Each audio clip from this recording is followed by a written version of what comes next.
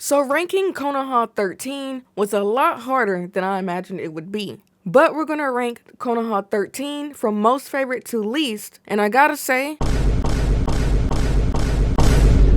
most of these characters were failed.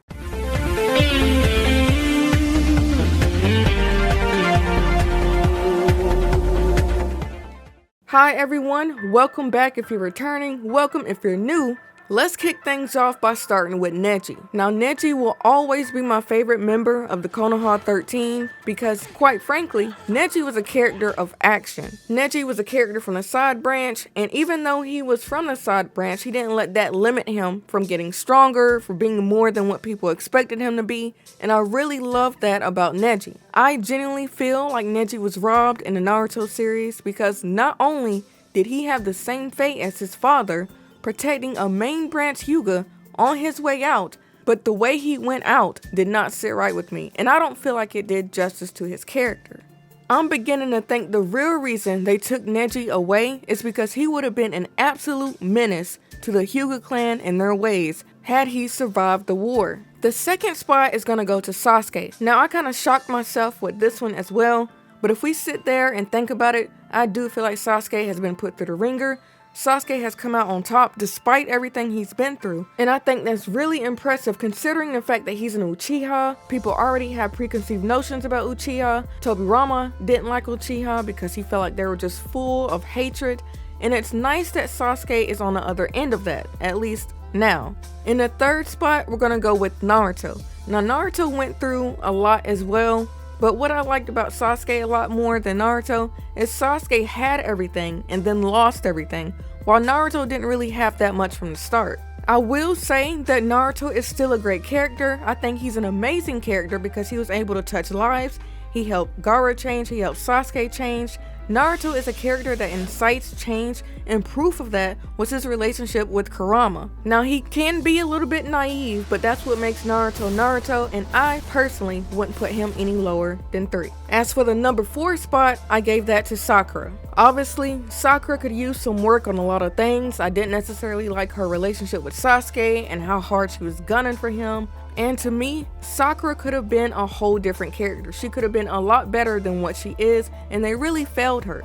I mean, she had such a strong start, especially when she took down Sasori with Lady Chiyo, and somehow that got messed up along the way.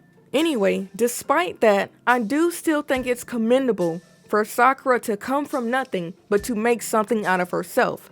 Granted, with the help of Lady Tsunade, but I think that's still pretty impressive. Not to mention the steps she's taken after the war to help build better lives for other orphans. For the 5th spot, I decided to go with Rock Lee. Now it's an absolute shame he didn't get more screen time or more time to shine, but Rock Lee is a character of hard work. He overcame odds against him, like he didn't have any ninjutsu, any genjutsu, but he still made something out of himself with taijutsu. In addition, just like Sakura, he also doesn't come from an infamous clan and was still able to become something. Number 6, Shikamaru. Now I've heard of a lot of people thinking Shikamaru is overrated, but I personally don't think he gets enough credit. He's a very intelligent character, and I feel like he really showed out when he went to avenge Asuma. And if I'm remembering correctly, he was also one of the characters that pulled Sakura aside and was like, we have to do something about Sasuke.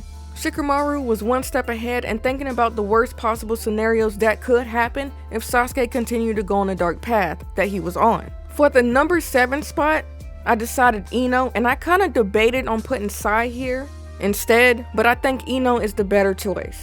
Like a good bit of the characters that make up KONOHA 13, she didn't really get too much time to shine or too much screen time, but we can't deny that she was essential in the war, and it was very impressive that she was able to control Obito for just a few seconds. To be honest, when Ino was first introduced, I didn't think there was too much she could do with her mind transfer jutsu. I kinda thought she would be limited, especially battling and being on the field, but I feel like Ino pushed her mind transfer jutsu beyond the natural limits and expectations.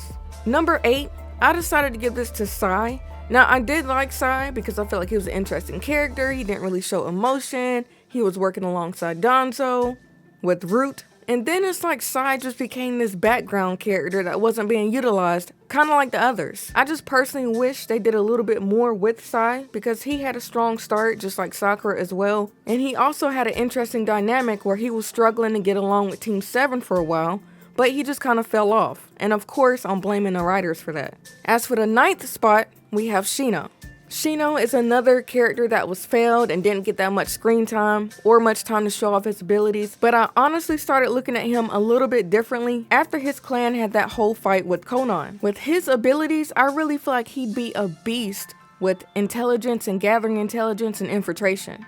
And maybe instead of making it like some kind of gag or humorous thing where no one ever picks up on Shino's presence, that could have been a strength that they really played into, but they chose not to. In the 10th spot, we have Hinata. This one kind of hurts me the most because Hinata has one of the best backstories out of KONOHA 13, and I really feel like they did her dirty. I won't go in too deep into it here, but I do have other videos that kind of expound on that a bit more.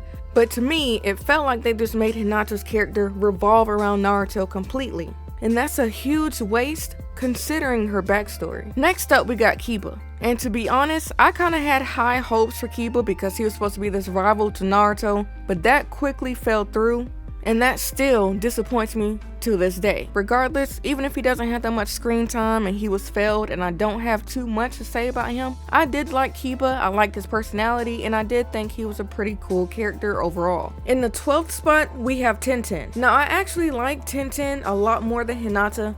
I mean, she had an actual goal for herself, unlike Hinata, and she wasn't boy crazy, so I like that about her a lot. Unfortunately, she didn't get that much screen time as well, and that really sucks because I really feel like she could have been a beast.